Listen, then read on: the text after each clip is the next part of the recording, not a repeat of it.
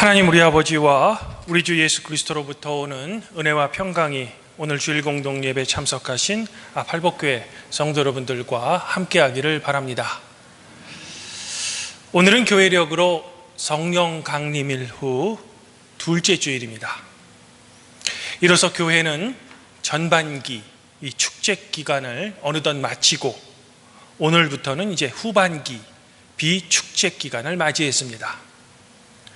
교회는 전통적으로 이 비축제 기간 동안에는 이제 교회의 내적 성장과 함께 성도들의 신앙 훈련에 그 중점을 둡니다.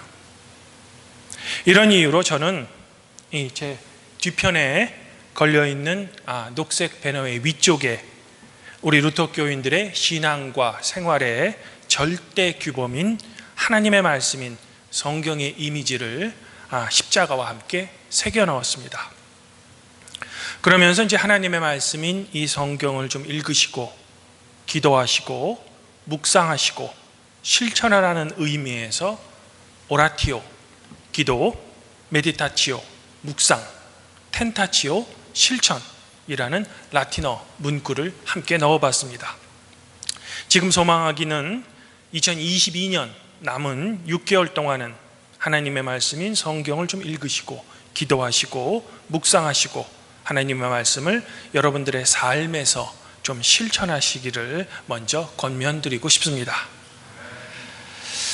성도 여러분, 대부분의 사람들은 늘 자신이 어떤 유명한 사람과 친분이 있다는 것을 은근히 자랑하고 싶어 합니다. 그래서 주변 사람들에게 내가 그 유명한 누구누구를 안다 라고 자랑을 하죠. 그리고 혹시라도 그 유명인과 함께 찍은 사진이라도 있으면 그것을 주변 사람들에게 이제 보여주고 싶어 안다를 합니다. 물론 그런 사람의 마음 속에는 이제 자신의 열등감을 다른 사람의 유명세를 통해 덧입고 싶어 하는 겁니다. 하긴 그렇다고 해서 주변 사람들이 정말 선생님은 대단한 분이십니다 라고 하지는 않습니다.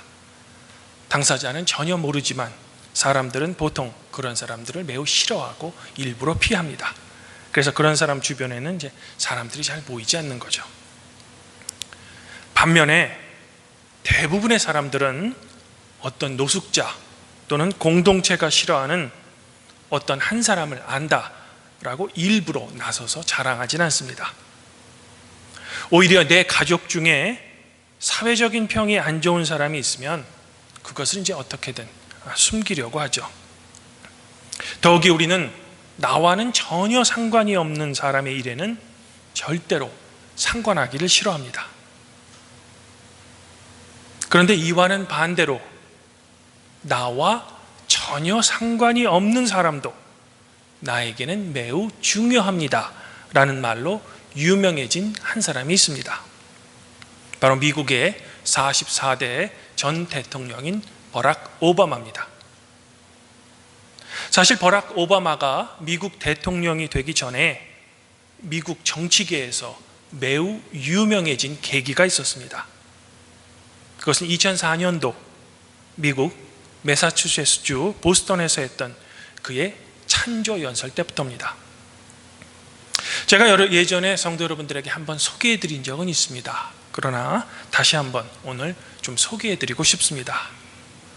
오바마는 그 찬조 연설에서 먼저 자신을 이렇게 소개합니다.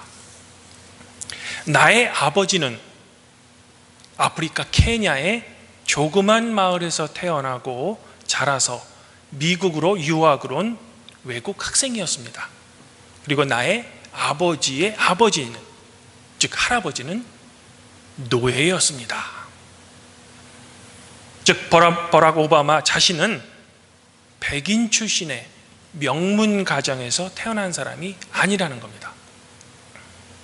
이는 열등감에 사로잡혀 자신의 출신을 어떻게 하든 감추려고 하는 사회, 종교 지도자들과는 사뭇 다른 자기소개를 시작하는 겁니다.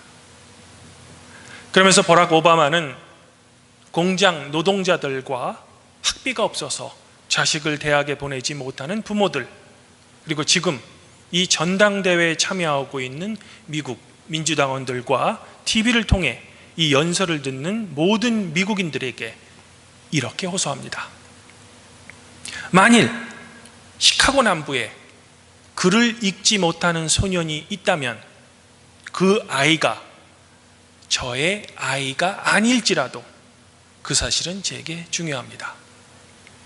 만일 어딘가에 약값을 지불하지 못하는 노인이 의료비와 월세 중에 하나를 선택해야 한다면 그녀가 저의 할머니가 아니더라도 저의 삶마저 가난하게 됩니다. 만일 어떤 아랍계 미국인이 정당한 법적 절차 없이 경찰에게 체포당했다면 그것은 저의 시민권에 대한 침해입니다. 저는 다음과 같은 근본적인 믿음이 있습니다. 저는 저의 형제를 지키는 자입니다. 저는 제 자매를 지키는 자입니다. 우리 개개인은 비록 각자의 꿈을 꾸지만 궁극적으로는 우리 모두는 한 가족이라는 믿음입니다. 성도 여러분, 버락 오바마가 이 연설문에서 말한 저는 제 형제 자매를 지키는 자입니다. I'm a brother's keeper 라는 이 말은 창세기 4장 9절과 깊은 관련이 있습니다. 저의 말이 무슨 말인가 하면 창세기 4장에서 형인 가인이 자신의 동생인 아벨을 죽였을 때 하나님께서는 가인에게 찾아와 이렇게 묻습니다. 너의 동생 아벨이 지금 어디 있느냐? 이때 가인은 하나님께 이렇게 반문합니다. 하나님, 제가 제 동생을 지키는 사람입니까? 즉, 당신이 묻는 내 동생과 내가 무슨 상관이 있습니까? 라고 대답하는 겁니다. 그러나 버락 오바마는 이런 과인과는 달리 하나님의 이 질문에 대해 나는 나의 형제 자매를 지키는 자입니다 라고 대답하고 있는 겁니다. 즉 자신의 유일한 핏줄인 동생마저 죽이고 그의 안부를 묻는 창조주 하나님에게 가인은 내 동생과 나와 무슨 상관이 있습니까? 라고 하나님께 따지지만 버락 오바마는 오히려 나와 전혀 상관없어 보이는 남부의 글을 읽지 못하는 사람, 그리고 나와는 전혀 상관이 없는 것 같은 약값을 지불하지 못하는 노인, 정당한 법적 절차 없이 체포당하는 아랍계 미국인의 일을 자신이 능동적으로 책임지겠다고 선언을 한 겁니다. 오늘 복음서에 따르면 예수님께서는 거라산 땅에 도착하셨을 때 많은 귀신이 들린 한 사람을 만납니다. 결국 그 사람은 예수님의 고침을 받아 구원을 받죠. 대신 마을 사람들이 키우는 돼지떼가 죽는 재산의 손실이 있었습니다. 해서 예수님은 마을 사람들에게 마을을 제발 떠나달라라는 간청을 받으시고 마을을 곧 떠나십니다. 하긴 마을 사람들의 입장에서 보면 충분히 이해가 되는 이야기입니다. 왜냐하면 마을 사람들에게 귀신 들린 이 사람은 전혀 상관하고 싶지 않는 마을의 골칫거리였는데 오히려 이 사람 때문에 지금 엄청난 재산의 손해를 보았기 때문이죠. 무엇 때문에 마을 사람들이 자신과도 아무런 상관이 없는 이 사람으로 인해 많은 피해를 보아야 한단 말입니까? 마을 사람들의 입장에서 예수님의 이 요청하지도 않았던 일방적인 행동은 괜한 참견이었던 겁니다. 그러나 저는 오늘 복음서에 등장하는 이 귀신 들린 사람이 예수님을 처음 만났을 때 당신이 나와 무슨 상관이 있습니까? 라는 그의 대답에 저의 설교에 초점을 좀 맞춰볼까 합니다. 사랑하는 성도 여러분,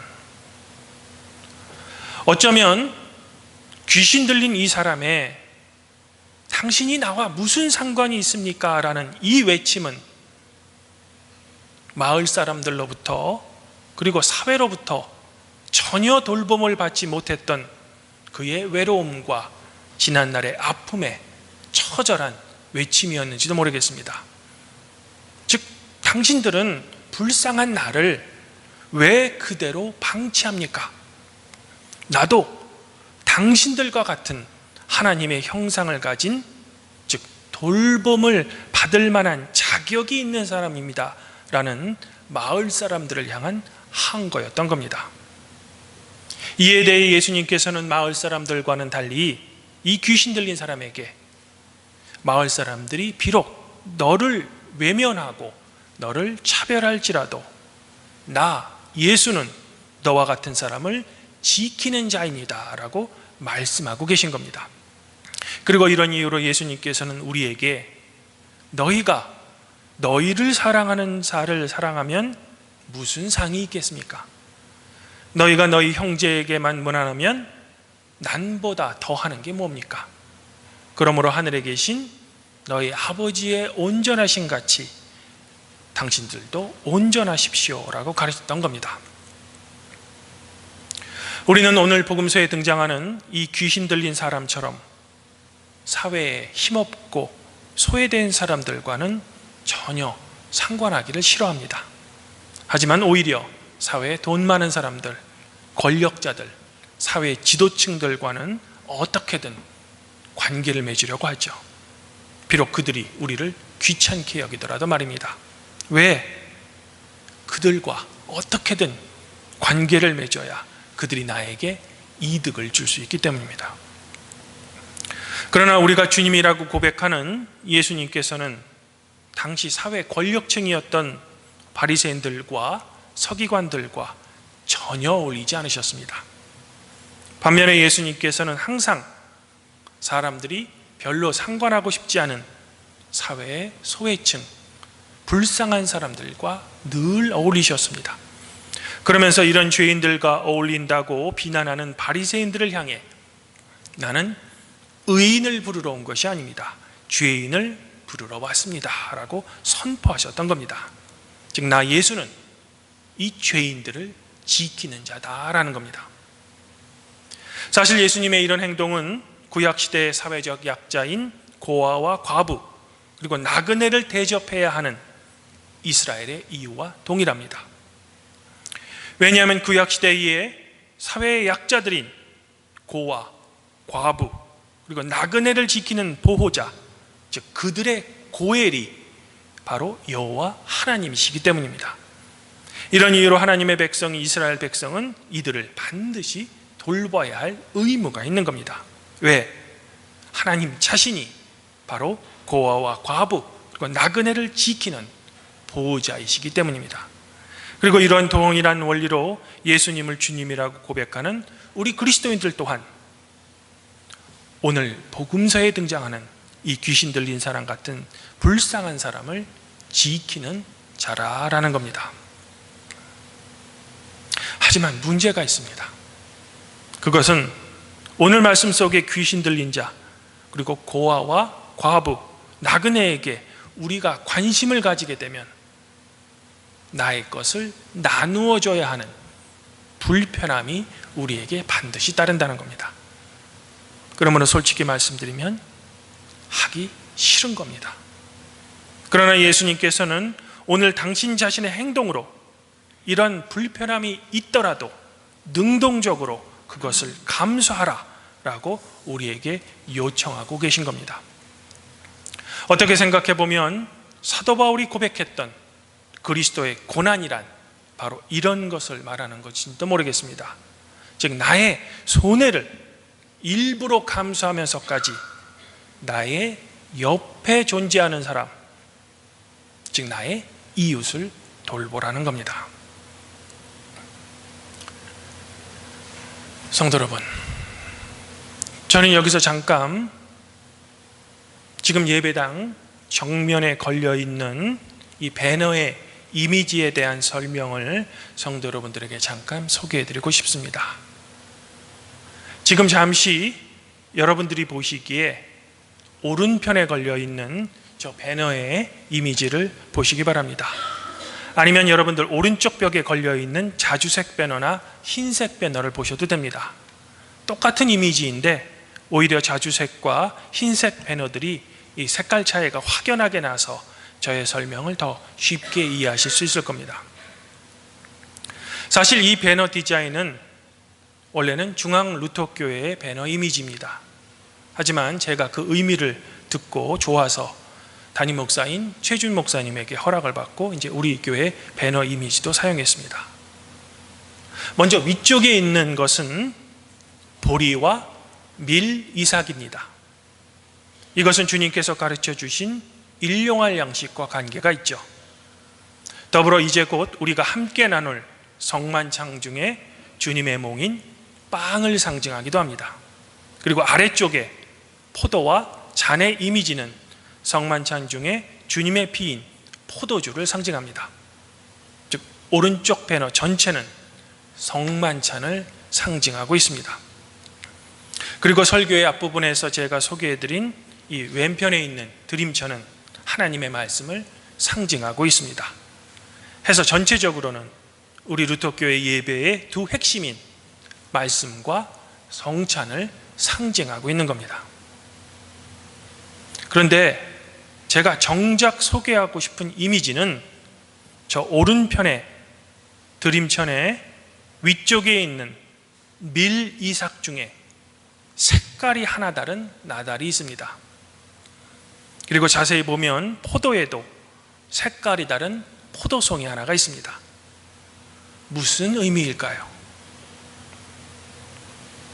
바로 색깔이 다른 밀 이삭, 나달 하나, 그리고 포도송이 하나는 오늘 거라사인의 광인처럼 우리 사회에서 소외되고 차별받고 배제당하는 사람을 의미합니다.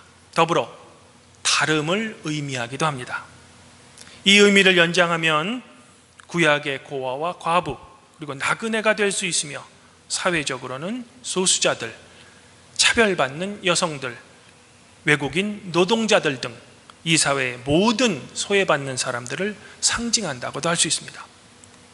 분명한 것은 대부분의 사람에게 적용되는 사회적 논리를 모두에게 적용시키는 것은 분명한 폭력입니다.